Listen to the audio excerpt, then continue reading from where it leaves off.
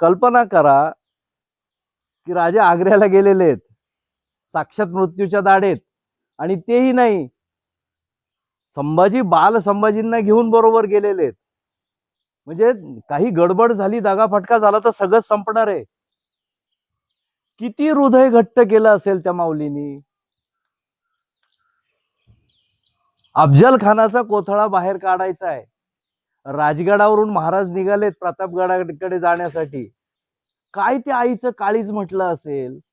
पण त्याच आईचं काळीज पुन्हा एकदा वीरत्वाने सरसावून पुढे आलेलं आहे, जेव्हा आपलं बाळ पन्हाळ्यावर अडकलेलं आहे.